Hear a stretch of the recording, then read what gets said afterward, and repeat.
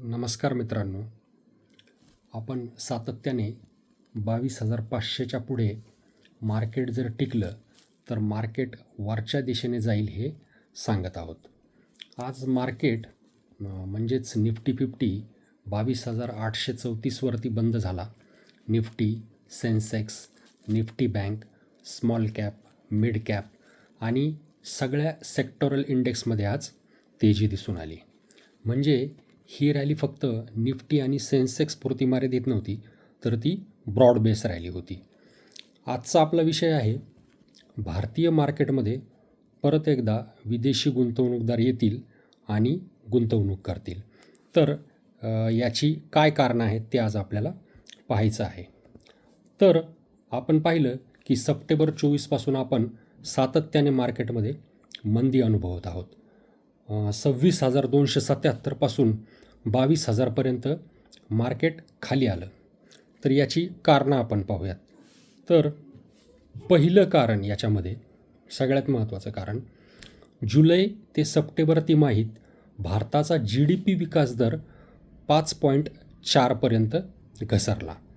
ही 7 तिमाहीतील निच्चांकी पातळी आहे.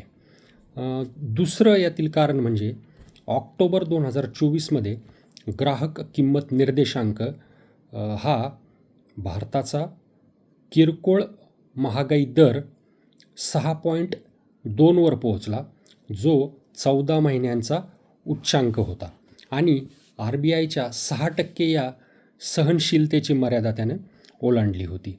डिसेंबरमध्ये कॉर्पोरेट अर्निंग निच्चांकी पातळीवर पोहोचली.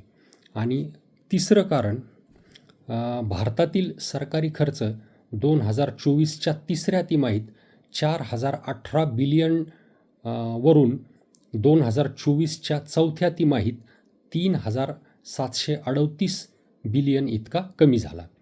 जानेवारी आणि फेब्रुवारीमध्ये मात्र यामध्ये वाढ झाली. फेब्रुवारी 2025मध्ये CPI महागाई 7 महिन्यांच्या निच्चांकी पातळीवरती म्हणजेच 3.6% इतकी नोंदली गेली.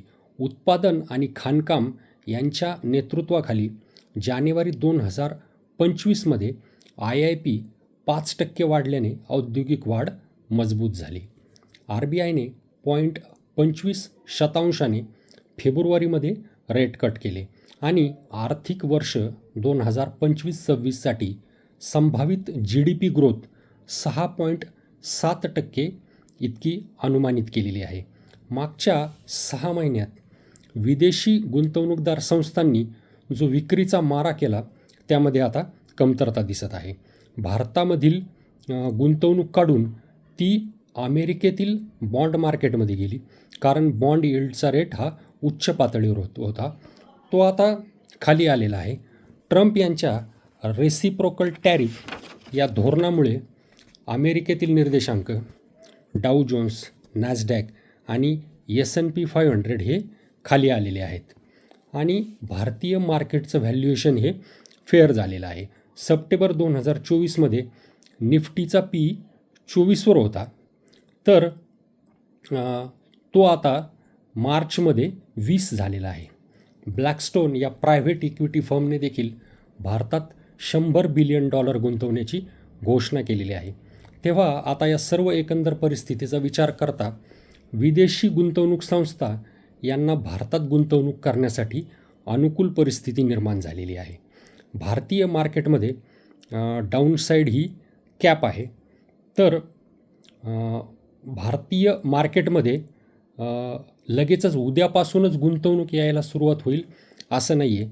एकदा मार्च एंडमध्ये होणारा समभाग विक्रीचा मारा थांबला की परत हळूहळू भारतीय मार्केटमध्ये गुंतवणूक यायला सुरुवात होईल, असा आशावाद बाळगूया आणि तुर्तास इथेच थांबूया.